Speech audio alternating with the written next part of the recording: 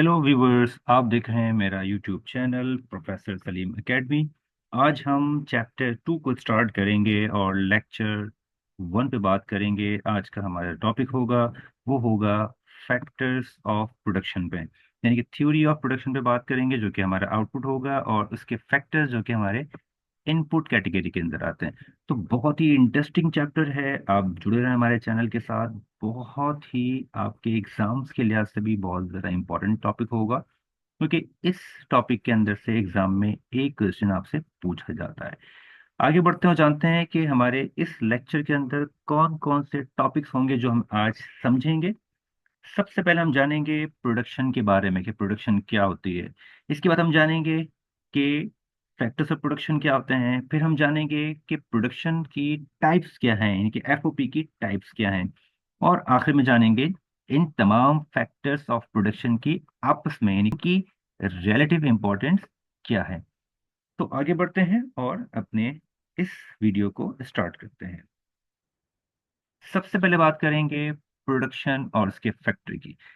जब भी प्रोडक्शन का सवाल आपके जहन में आता है, या प्रोडक्शन की बात आपके जहन में आती है, प्रोडक्शन का वर्ड आपके जहन में आता है, तो आप यकीनन इसमें कंफ्यूज होते होंगे। लेकिन अब इस वीडियो को देखने के बाद ये टॉपिक आपके लिए बहुत ही आसान हो जाने वाला है। हम कहते हैं प्रोडक्शन को, इकोनॉमिक्स ये कहती है प्रोडक्शन को, कि प्रोडक्शन एक ऐसा प्रोसेस है जिसके अंदर इनपुट्स को ट्रांसफॉर्म कर दिया जाता है और उसको आउटपुट में कन्वर्ट कर दिया जाता है।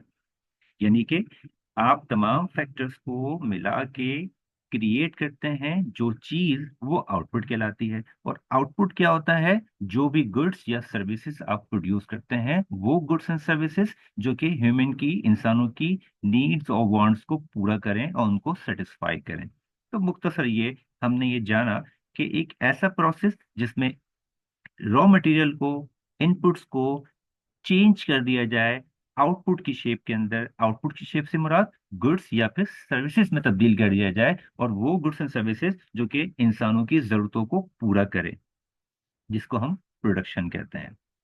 आगे बढ़ते हैं और जानते हैं ये फैक्टर्स ऑफ प्रोडक्शन क्या होते हैं, यानी कि ये एफओपी क्या होते हैं। इसका मतलब बहुत आसान ये है कि इनके वो फैक्टर्स जो कि प्रोडक्शन पॉसिबल बनाते हैं। तो की फैक्टर्स जो हैं फैक्टर्स ऑफ प्रोडक्शन के, वो चार हैं: लैंड, लेबर, कैपिटल और एंटरप्रेन्योरशिप। ये चार वो फैक्टर्स हैं जो कि जब कंबाइन हो जाते हैं, आपस में मिलते हैं, तो एक वैल्यूएबल आउटपुट को प्रोड्यूस करते हैं। वैल्यूएबल आउटपुट से मुराद, जैसे कि हमने जाना, कि जो भी गुड्स एंड सर्विसेज होती हैं वो आउटपुट कहलाती हैं। तो फैक्टर्स ऑफ प्रोडक्शन इनपुट है, और जो आपकी प्रोडक्ट है, ये जो प्रोडक्शन है, वो आउटपुट है।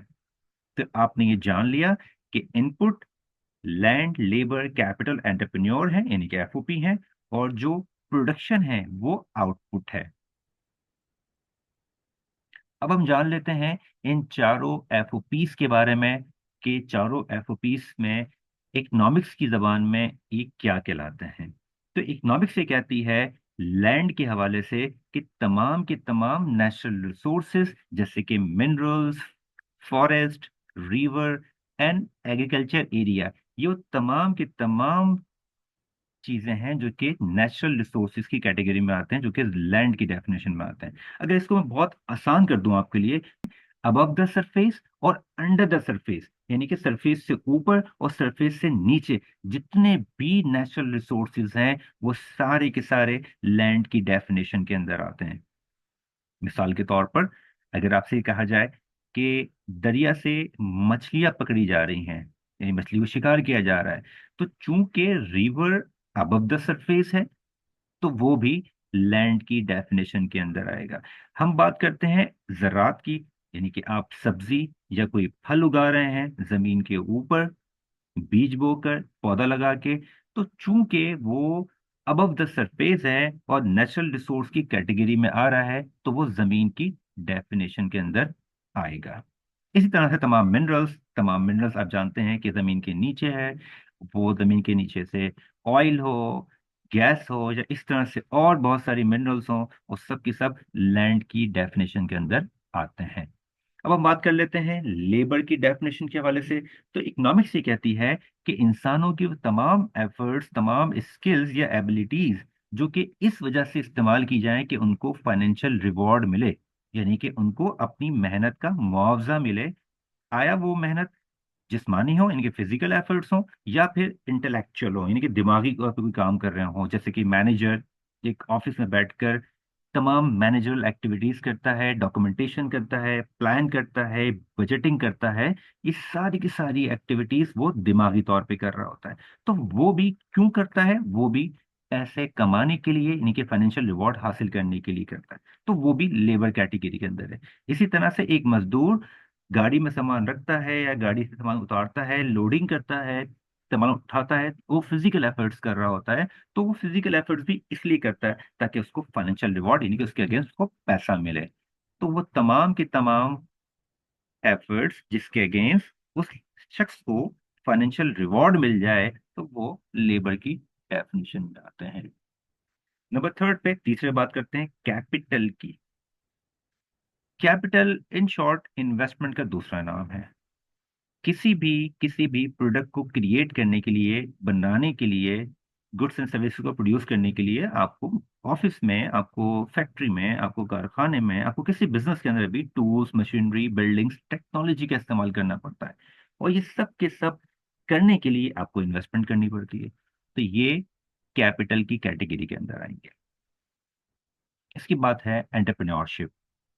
एंटरप्रेन्योरशिप क्या है? ये मैनेजमेंट की एक ऐसी एबिलिटी है कि जिससे मैनेजमेंट बाकी तमाम फैक्टर्स को, यानी कि लैंड, लेबर, कैपिटल को इस तरह से कंबाइन करे कि कोई उनकी जो प्रोडक्ट है वो प्रोडक्ट क्रिएट हो सके। यानी कि बाकी तमाम फैक्टर्स ऑफ प्रोडक्शन को इस्तेमाल करते हुए मैनेजर्स या मैनेजमेंट या एंटरप्रेन्योर इस तरह से क्रिएट करे गुड्स एंड सर्विसेज को कि वो अपनी एफर्ट से तमाम फैक्टर्स को कंबाइन कर सके। तो वो एंटरप्रेन्योर की डेफिनेशन में आते हैं। तो ये हमने जाना इकोनॉमिक्स की जबान में क्या मायने होते हैं, ये आपने अच्छी तरह इसको समझ लिया। अब आगे बढ़ते हैं और जानते हैं कि एफओपी की टाइप्स क्या होती हैं।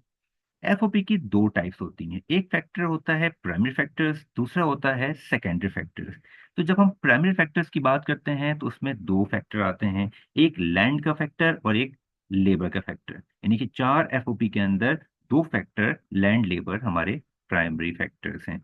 इसी तरह से दो फैक्टर्स हमारे सेकेंडरी फैक्टर्स हैं जो कि कैपिटल और एंटरप्रेन्योरशिप की कैटेगरी में आते हैं। तो ये चारों फैक्टर्स ऑफ प्रोडक्शन को हमने दो हिस्सों में डिस्ट्रीब्यूट किया है। आगे बढ़ते हैं। और सबसे अहम चीज जो अब हम जानने की कोशिश करेंगे और आप समझने की कोशिश कीजिएगा, वो ये कि फैक्टर्स ऑफ प्रोडक्शन की आपस में रेलिवेंसी क्या है। यानी कि चारों फैक्टर्स जो हैं वो, इन चारों फैक्टर्स आपस में कितने रिलेटिव हैं। तो relative importance of factors of production को आज हम जानते हैं। वैसे तो आपने अब तक ये बात समझी होगी कि ये चारों फैक्टर्स किसी भी प्रोडक्शन की क्रिएशन या किसी प्रोडक्ट की क्रिएशन के लिए बहुत जरूरी है, क्योंकि चारों फैक्टर्स का अपना एक मेजर रोल है। किसी एक फैक्टर को भी अगर हम हटा दें तो बाकी तीन फैक्टर्स मिलके प्रोडक्ट को प्रोड्यूस नहीं कर सकते। हाँ, यहाँ एक सवाल पैदा होता है कि क्या चारों फैक्टर्स बराबर अहमियत रखते हैं? तो इसका जवाब है बिल्कुल नहीं। हर फैक्टर इंडस्ट्री और टेक्नोलॉजी के लिहाज से डिपेंड करता है कि वो कितना इस्तेमाल किया जा रहा है। मिसाल के तौर पर अगर हम ये देख लें कि स्किल्ड लेबर का जो यूज है या स्किल्ड लेबर की जो रिक्वायरमेंट है वो नॉलेज बेस्ड इंडस्ट्री के अंदर ज्यादा है, तो हम ये कह सकते हैं वहां पे लेबर का रोल ज्यादा है चारों फैक्टर्स ऑफ प्रोडक्शन में। लेकिन चारों फैक्टर्स ऑफ प्रोडक्शन वहां पे लाजमी होंगे उस प्रोडक्ट को या उन प्रोडक्ट और सर्विसेज को प्रोड्यूस करने के लिए। इसी तरह से अगर एक्सट्रैक्टिव इंडस्ट्री है, जमीन से जो है वो ऑयल गैस एक्सट्रैक्ट करने की बात है, तो वो नेचुरल रिसोर्सेज का ज्यादा रोल होगा। इसी तरह से अगर हम बात करें आईटी इंडस्ट्री की, तो आईटी इंडस्ट्री चूंकि एक एक्सपेंसिव इंडस्ट्री होती है, वहाँ की मशीनरी, वहाँ की इक्विपमेंट, वहाँ के टूल्स बहुत एक्सपेंसिव होते हैं, तो उसके लिए कैपिटल यानी कि इन्वेस्टमेंट की ज्यादा जरूरत पड़ती है। तो आपने ये जाना कि तमाम फैक्टर्स ऑफ प्रोडक्शन बहुत जरूरी है, लेकिन ये लाजमी नहीं है कि तमाम फैक्टर्स ऑफ प्रोडक्शन बराबर हों। नहीं, कुछ फैक्टर्स ऑफ प्रोडक्शन का रोल ज्यादा होता है प्रोडक्ट की क्रिएशन में, और कुछ फैक्टर्स ऑफ प्रोडक्शन का रोल कम होता है। लेकिन चारों का कंबाइंड होना और एक प्रोडक्ट को प्रोड्यूस करना, ये लाजमी होता है। तो व्यूवर्स, आपने जाना आज के टॉपिक के अंदर बहुत डिटेल में। हमारे साथ जुड़े रहें। हमारी वीडियो अगर पसंद आई है तो हमारे सोशल मीडिया प्लेटफॉर्म को ज्वाइन करें, हमारी वीडियो को लाइक करें, सब्सक्राइब करें और शेयर करें। और आपका ये वीडियो देखने का बहुत शुक्रिया।